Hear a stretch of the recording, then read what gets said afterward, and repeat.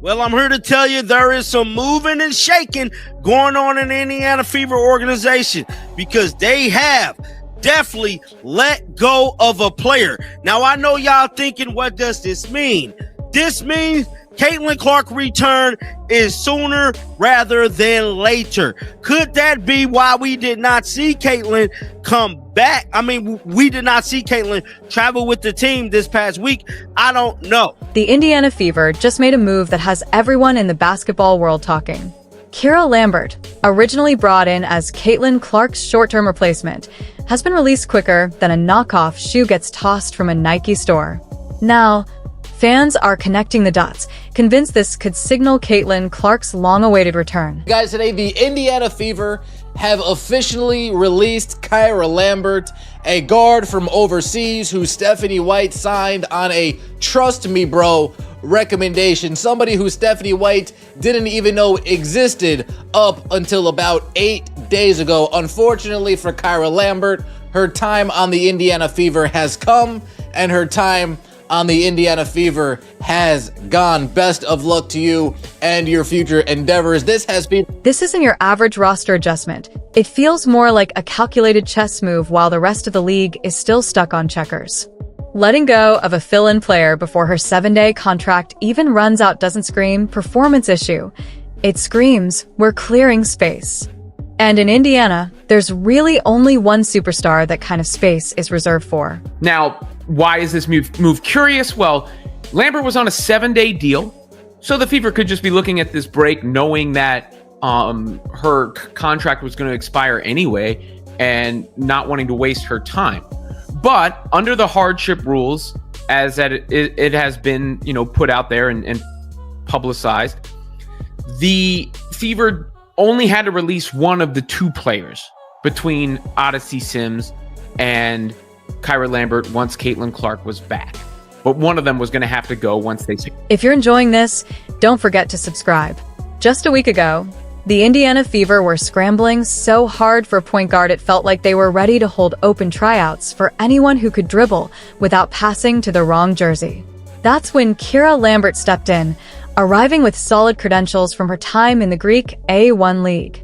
She brought international experience, the right mindset, and all the language of faith and perseverance, emphasizing how she trusted in God, stayed patient, and prepared herself for a shot like this her whole career. It's a blessing, having the journey that I've had and just, remaining faithful, trusting God and doing the work and just to see it all come back around and have this opportunity is awesome. What's this opportunity in the W mean, given all that you've worked to get to this point? Yeah. I mean, it means everything, to, again, just remain faithful and trust the process. It speaks to resiliency, it speaks to faith, and I'm really excited to be here. What's your familiarity, if anything, with this team, with Steph, with how they want to run things? Yeah, I've been watching the W for years. It's the best basketball in the world. So, I've been watching and I've been... Here's where things get interesting. Lambert wasn't added just to warm the bench. She was supposed to be a bandage on a roster that was falling apart at the point guard spot. Caitlin Clark was still sidelined with that nagging groin injury. Ari McDonald was out for the season with a broken foot, and Sydney Colson was dealing with a torn ACL. The Fever were so short on ball handlers, it was starting to feel like they might have to recruit somebody's cousin from the local rec league just to bring the ball up the court. Clearly, Odyssey Sims has played herself into more of a role for the Fever. She got a bunch of minutes in the game on Sunday, 42 minutes for Sims. Lambert didn't play, right? So you can see relative one to the other where the Fever were looking at things from the pecking order standpoint. Now, there's also the Sophie Cunningham injury, but to be honest, I'm not sure how that would impact things unless they felt they needed somebody at that position rather than more depth at the point guard position. So, the Fever handed Lambert a 7-day contract, which in WNBA terms is basically a test drive for your dream job. Only problem? Her test drive barely left the parking lot. She logged less than a minute against the Connecticut Sun on August 17th, and by Monday, she was already waived. Not because she flopped, not because she couldn't handle the moment, but because there might be a much bigger name on the way back, the kind of star who fills 15,000-seat arenas and has ESPN commentators tripping over their words. We just saw the most pointless contract of all time. The most pointless 7-day of all time. Kyra Lambert. They didn't even give Kyra Lambert a page on the WNBA website. I'm not joking. If you type in WNBA.com and you look at the Fever's last game, maybe they updated it because you actually saw the floor. Fever versus Connecticut. Kyra Lambert played a grand total of 4 seconds. She played 4 seconds. It would have been better off just to not play her. Oh wait, it rounded up to 5. They didn't even give her a WNBA page. They did not even give her a WNBA. Now this is where Fever fans start playing detective, piecing things together like it's a true crime mystery. As Indy Star beat writer Chloe Peterson noted weeks back, when Indiana picked up veteran guard Odyssey Sims, they already had some flexibility. If the plan was just Sims, they wouldn't have to cut anyone once Caitlin Clark was healthy again. But bringing Lambert into the fold changed the equation, and simple math meant somebody was going to lose their spot once Clark reclaimed hers. And when the decision came, it wasn't Sims, the 33-year-old with over 300 games of WNBA experience. It was Lambert, the player who was supposed to hold things down until Clark's return, the one who talked about chasing her dream, seizing opportunity, and staying faithful to the process. Fever fans, I don't know, we might have some good news. Well, we might have some great news. Cece, my precious Cece, might be returning. Might be. You hear me? Because they just released Kyra Lambert. You hear me? She had 3 ACL tears. So she wasn't good for nothing anyway. She fragile. How you have that many ACL tears? But thank you for providing us 7 days of your presence. You hear me? We needed you to fill in. You hear me? Because the GOAT, the greatest of all time, is about to return in due time. But let's get into the timing, because this setup is tighter than a Swiss watch. ESPN recently adjusted their injury tracker for Caitlin Clark, pushing her projected return from the missed August 12th date to August 26th, right when the Fever hosts the Seattle Storm.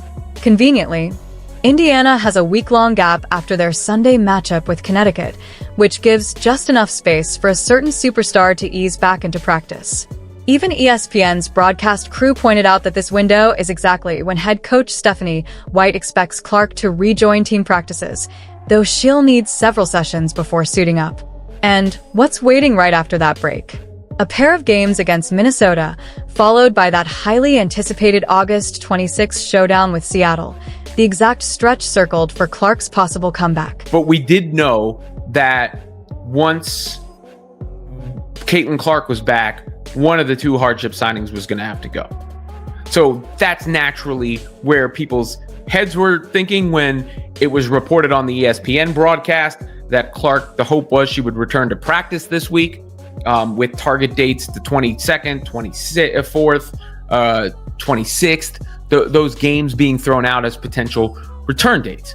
Now, I don't have any other updates on that. I mean, I took Stephanie White's comments as they hope still she returns to at the regular season a little less confident than the previous. So let's connect the dots. Lambert gets waived right as the Fever head into their break week. Clark's projected return date lines up perfectly with the end of that pause. The team holds onto veteran Odyssey Sims, but let's go of the international edition. If this is just coincidence, then fate is working overtime in Indiana. Fans, meanwhile, are on fire.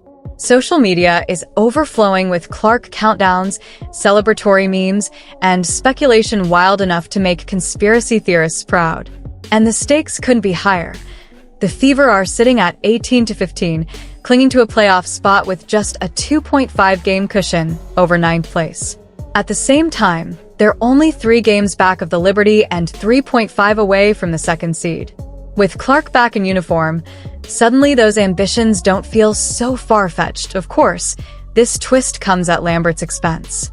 She likely thought this was her long-awaited breakthrough. After 4 years overseas, a standout run in the Greek A1 League, and a chance to finally step onto the WNBA stage.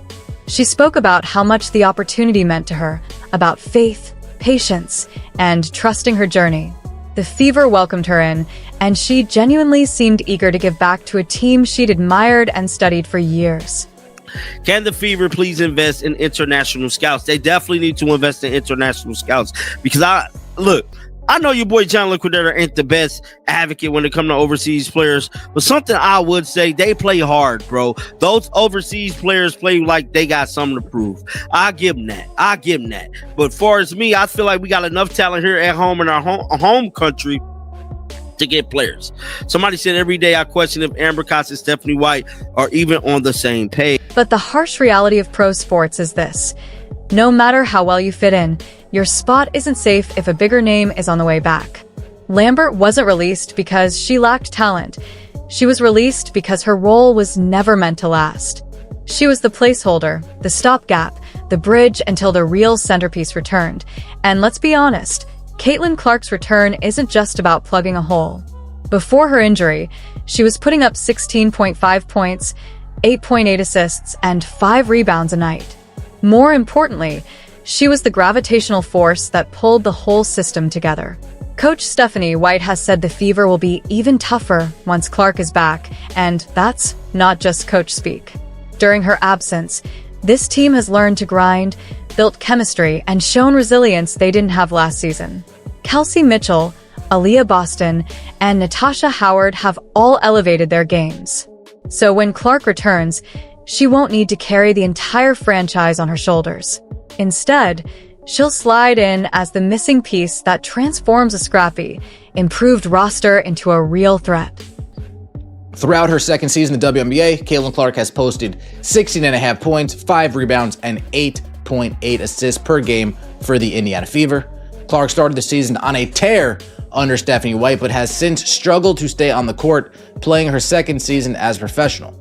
The Fever have 9 remaining games of their regular season schedule. They have a long break before their next matchup on Friday. The venue will be open, giving Clark a chance to rehab as the Fever take several days off from game action. Here's where things really heat up.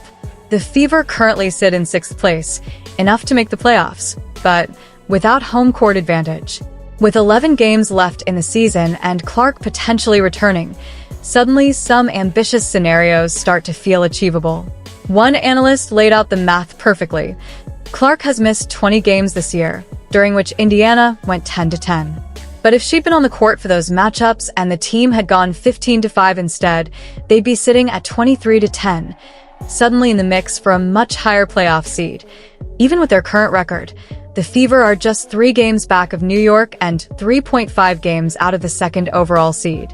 In a league where momentum swings fast, having Clark back for the final stretch could be the catalyst that pushes them into serious playoff contention.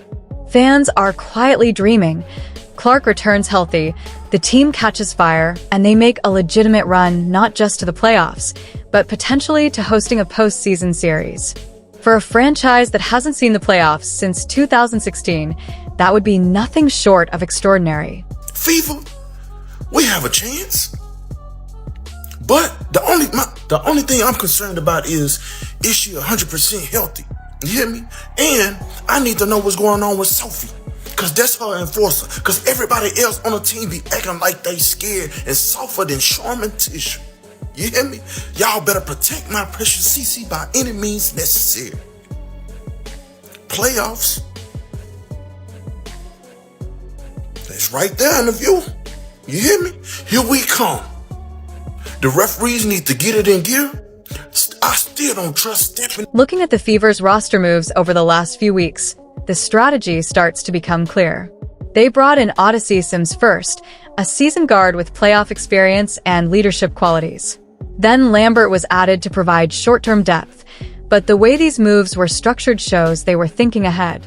By holding on to Sims and releasing Lambert, the team preserved veteran guidance while keeping the roster flexible for Clark's return.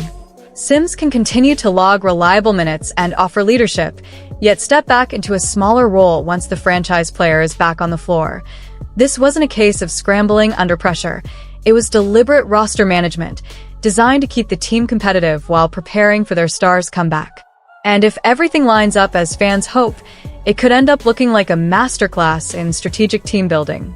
That they are being extraordinarily deliberate with every step in this process when it comes to Caitlin Clark. But like I said on Sunday, that's the kind of win, if I'm CC, that I watch and say, I got to get back out there. Like, nothing can stop me from rejoining this team this season. That fight that they showed out. But here's the angle most people are overlooking while they fixate on Clark's return. This stretch has shown just how deep and resilient the Fever have become. They've pulled out important wins without their top scorer, found ways to challenge playoff contenders despite multiple injuries, and revealed that players like Natasha Howard can carry a real offensive punch. Their supporting cast is stronger than anyone might have predicted. When Clark finally steps back on the court, she won't be rejoining the same team that struggled early in the season. She'll be stepping into a squad that's learned how to win tough, grind out victories, and play unselfish, team-oriented basketball. That foundation is exactly what can make a deep playoff run possible. And there's another ripple effect. The rest of the league is taking notice. Teams that may have dismissed the Fever as a one-player outfit now have to contend with a well-rounded, battle-tested roster, and a superstar returning to complete the picture. That combination of depth and star power could make this Fever team far more dangerous than anyone anticipated. If she's going to play, I hope that she comes back successful. I hope that she can come back as a difference maker, because the playoffs are around the corner, and the Indiana Fever are much better when she's on the team. She takes so much responsibility and able to dictate pace and able to control the momentum of the game, and also generate points for herself and for others. And she makes the game easier for all her teammates. So I know they would love to have her back. My biggest concern is the injuries, and for selfish reasons, I would prefer her, Paige Beckers, Angel Reese to just sit out for the rest. So the big question on everyone's mind, when will Caitlin Clark actually return? All signs point to sometime between August 22nd and 26th, with a home game against Seattle on the 26th looking like the most likely debut. Coach Stephanie White has been careful not to lock in a date, emphasizing a day-to-day approach to prioritize Clark's long-term health. Still, the pieces are coming together. ESPN's broadcast team highlighted that the week-long break after the Connecticut game is when White hopes Clark can get back into practice. Lambert's release hints that the roster is being cleared, and the timing aligns with prior recovery projections. If Clark does return around the 26th, she'll have roughly 10 to 12 regular season games to shake off the rust, rebuild chemistry with her teammates, and get the team's offense firing at full strength before the playoffs kick off on September 14th. I mean, it has come down to this season and Caitlin Clark's return. If they hope to make the playoffs, this is what's got to be done. She's got to come back, and she's going to have to win. And she's got to win even with Stephanie White as her coach. Good Lord, she will be the GOAT if she can pull that off at this point. Picture this. Caitlin Clark returns fully healthy for the final 10 games of the season, and the Fever catch fire, winning 8 out of those 10. They end the regular season around 26-14 or 27-13, enough to secure home court advantage in the first round of the playoffs. They head into the postseason riding momentum, with confidence high and a battle-tested supporting cast surrounding their superstar. Is it realistic? Maybe. Is it possible? Definitely. The Fever have already proven they can compete without Clark and have shown flashes of brilliance despite injuries. With their franchise player back and healthy, there's every reason to think they could peak at exactly the right moment. The Western Conference is stacked, but the Eastern playoff race is wide open. Teams like New York and Atlanta are strong, but far from invincible. A motivated, healthy Fever team with nothing to lose and everything to prove could be exactly the kind of story the WNBA playoffs are made for.